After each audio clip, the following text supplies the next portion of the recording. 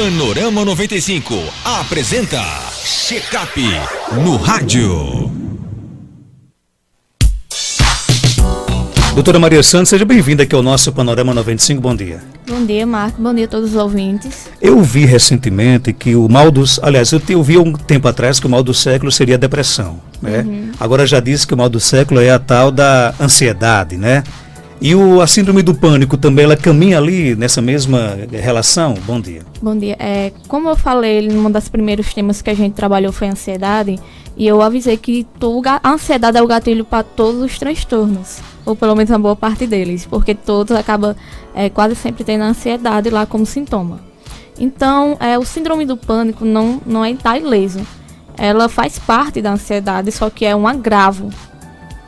Já é um agravo bem mais forte. Quando a ansiedade ela já está num certo nível e não é trabalhada, ela vira uma síndrome do pânico, uma fobia, um transtorno bipolar, enfim, depressão e outros transtornos. Então a síndrome do pânico já é um agravamento da ansiedade. Exatamente. É tanto que muitas pessoas vão até se identificar agora. Se dizem ter ansiedade, mas podem até ter uma síndrome do pânico, porque os sintomas são parecidos, e é isso que eu vou esclarecer um pouquinho hoje.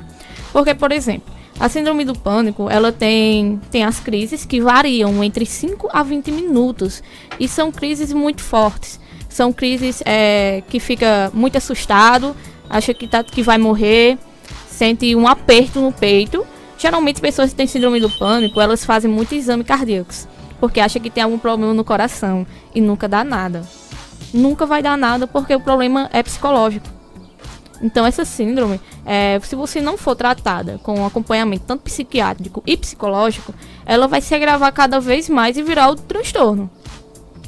Por isso a importância de trabalhar logo o começo, logo quando tiver naquela ansiedade já que está atrapalhando o seu dia a dia.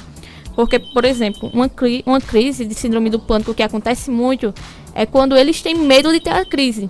Já que gera uma crise. Ele já fica com pânico de ter a síndrome do pânico. Exatamente, de ter aquela crise. Então, acontece muito. Não consegue trabalhar e não consegue fazer atividades, né, do dia a dia, socializar. Alguns sintomas que tem são o quê? Suor frio, ânsia de vômito, dor no coração, aquela dorzinha no peito, né? Calafrios. Então, alguns sintomas de ansiedade tudo está incluso, tá? Que eu sempre falo, que é não conseguir dormir direito, aqueles pensamentos que vai morrer. Esses são os primeiros sinais? Sim. Quando tiver quando tiver tudo que tiver atrapalhando o seu dia a dia, que você não tiver mais conseguindo fazer suas atividades laborais, você tem que procurar ajuda, porque alguma coisa está errada. Sempre, independente do que seja. Você tem que descobrir o que está acontecendo. E no momento em que eu me deparo com alguém com esses sinais que você acabou de relatar, né? Não dá para você diagnosticar assim de cara, sem ser um profissional, por exemplo, se a pessoa tem síndrome do pânico, ela está ansiosa, ou se ela está realmente depressiva. O ideal é imediatamente procurar um especialista? Sim, exatamente. Até porque são transtornos que acabam confundindo, tá?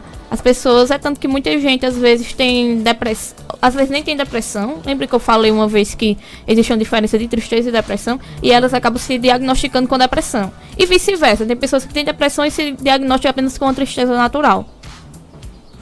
Como é que, quanto tempo chega a durar, por exemplo, uma crise de síndrome do pânico? Em média de 5 a 20 minutos, e são aterrorizantes. Então, o que a gente deve fazer quando tiver numa crise? Primeiro, a partir do momento que você está numa crise, você acha que vai morrer. Um dos primeiros pensamentos, você vai morrer, certo? Você não consegue ali controlar. Então, a primeira coisa que deve fazer é procurar ficar no lugar que você está. Porque se você for pegar uma moto ou um carro ou for andar por aí, a probabilidade de acontecer um acidente é gigantesca. Porque a vontade de fugir daquele território é grande. Sim, então procure ficar onde você está, senta, controla a respiração, lembre que é só uma crise e vai passar. Por mais que eu falando assim, é tão fácil, Maria, mas controlando a respiração e pensando coisas agradáveis, irá melhorar.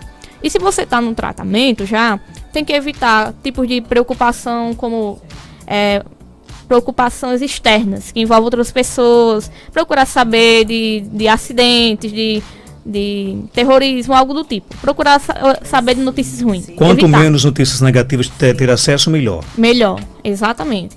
procurar se isolar desse mundo. Como é que a família, como é que as pessoas que estão ali próximas podem ajudar a quem tem a síndrome do pânico? Pronto, pode dar esse suporte, tanto para procurar ajuda, para evitar julgar, né? Porque realmente vai dizer, isso é besteira, você não está sentindo nada. Marcos, o que tem de pessoas com síndrome do pânico que vão mensalmente ou semanalmente para um cardiologista, não é brincadeira. Eu tenho pacientes que eles sabem que tem síndrome do pânico, mas eles vão direto. Porque a crise é tão forte que eles sentem o coração ali apertando. Eles acham que vão morrer do infarto. E a dor é tão forte que ele quer se livrar realmente daquela dor, né? Sim. Agora, a síndrome do pânico tem cura, no caso? Tem Ou tratamento. tem tratamento? Tratamento. Porque assim, como alguns transtornos, depois que ele é desencadeado, se você não tratar ele, não continuar tratando, não tem aquele cuidado, quando tiver um gatilho, vai dar uma crise. Vai surgir alguma crise. Então a gente deve ter sempre uma cautela. Tudo influencia na alimentação, fazer exercício é extremamente importante. Então todos aqueles cuidados da ansiedade se encaixa na síndrome do pânico. O tratamento, ele é demorado? Como é que ele acontece? Vai variar muito do grau da síndrome, tá? Tem pacientes que têm em média mais ou menos um ano e meio, outros nem tanto, então vai variar muito, porque cada pessoa tem um organismo diferente, né? Então variando de cada pessoa. Agora, é importante que quem faz tratamento, no caso, jamais abandoná-lo, porque pode ter recaídas mais graves ainda? Pronto, foi muito bom você tocar nesse assunto, porque o que acontece bastante, você está numa época de crises, uma fase de crises, e você procura tratamento, você faz o tratamento bem direitinho, só que você tem um progresso, mas você não finaliza o tratamento, você abandona, porque teve um progresso. Então você não está tão forte ainda para segurar uma futura crise.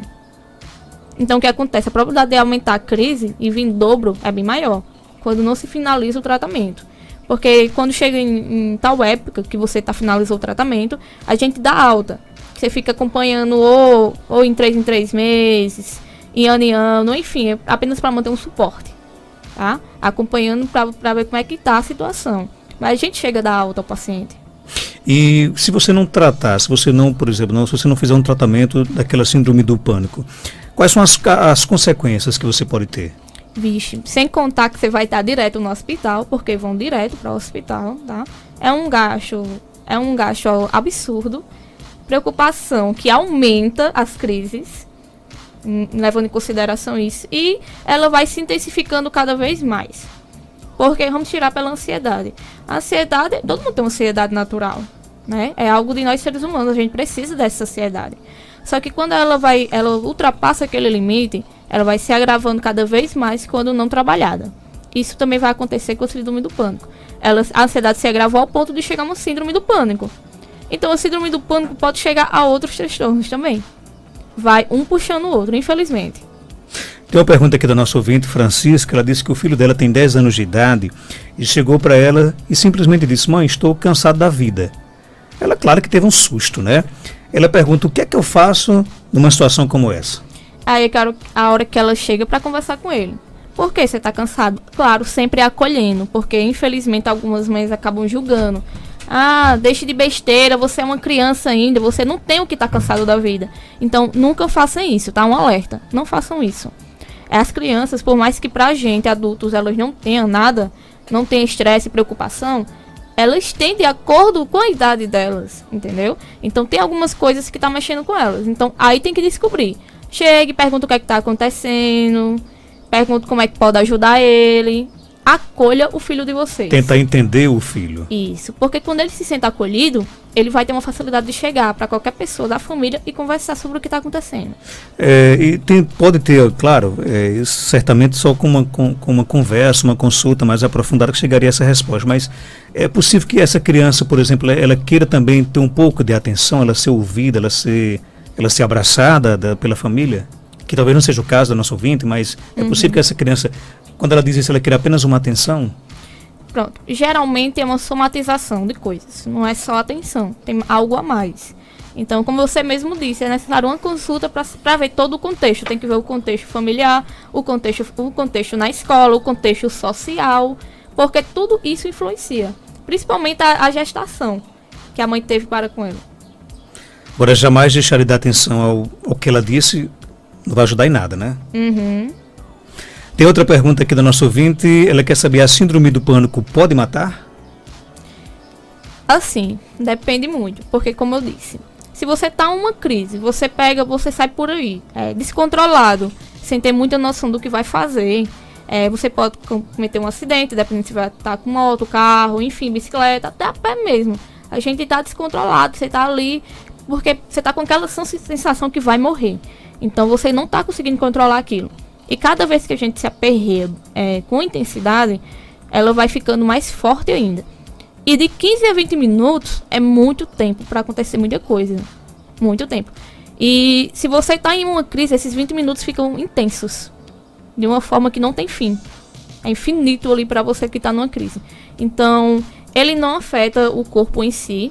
Tá? É um transtorno que não vai afetar. Não significa que você está sentindo aquela dor e é realmente uma dor no coração. Não é. É apenas a síndrome psicológica mesmo, certo?